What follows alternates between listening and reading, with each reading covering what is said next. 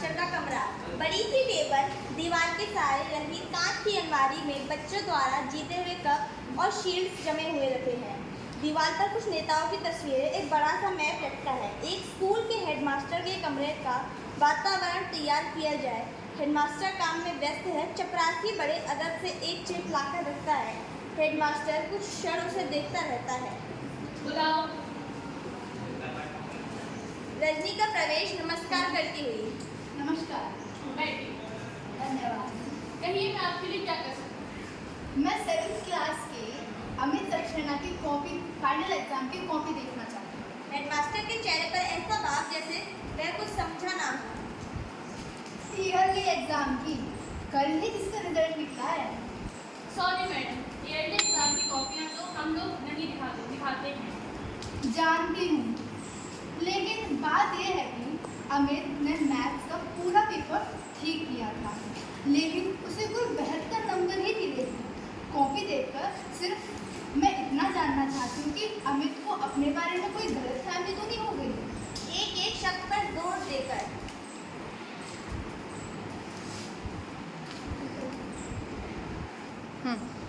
गलती एग्जामिनर की है। सारी बात को बहुत हल्के ढंग से लेते हुए। आप ही कमाल करती हैं। बच्चे ने कहा और आपने मान लिया। अरे, हर बच्चा घर जाकर यही कहता है कि उसने पेपर बहुत अच्छा किया है और उसे बहुत अच्छे नंबर मिले।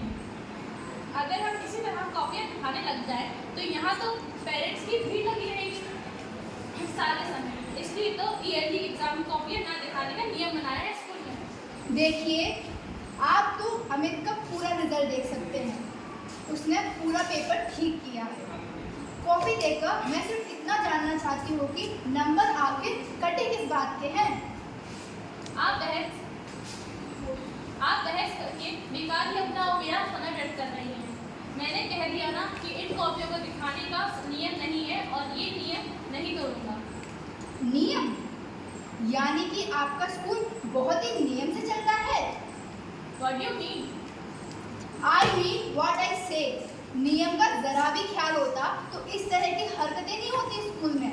कोई बच्चा बहुत अच्छा है किसी विषय में, फिर भी उसे मजबूर किया जाता है कि वह ट्यूशन ले। यह कौन सा नियम है आपके स्कूल का? देखिए, ये टीचर और स्टूडेंट का अपना आपसी मामला है। वो पढ़ने जाते हैं और वो पढ़ाते हैं। इसमें ना स्कूल आता है ना स्कूल के नियम। इस बारे में हम क्या कह सकते हैं?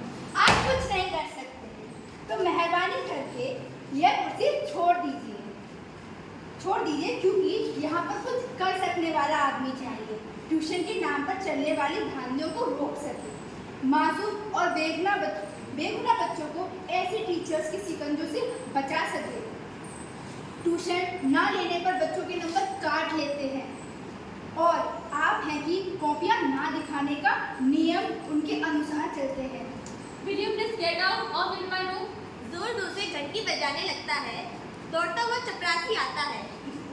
मैं इन सबको बाहर ले जाऊँ। मुझे बाहर करने की कोई ज़रूरत नहीं है, मैं खुद चली जाऊंगी। अब बाहर कीजिए उन टीचर्स को जिन्होंने आपकी नाक के नीचे ये ट्यूशन का ये घिनौना रैंकेट चला रखा है। पर आप तो कुछ नहीं कर सकते, इसीलिए अब मुझे कुछ करना ही होगा, और मैं करूँगी, देखिएगा आप। तमतमाती हुई निकल जाती है। हेडमास्टर चपरासी पर ही बिगड़ पड़ता है। मैंने तो आपको सिर्फ लाके देते ही कहा। हेडमास्टर गुस्से में स्लिप को चिंदी चिंदी करके फेंक देता है। कुछ इस भाव से मानो रजनी की ही चिंदियाँ बिखेर रहा है।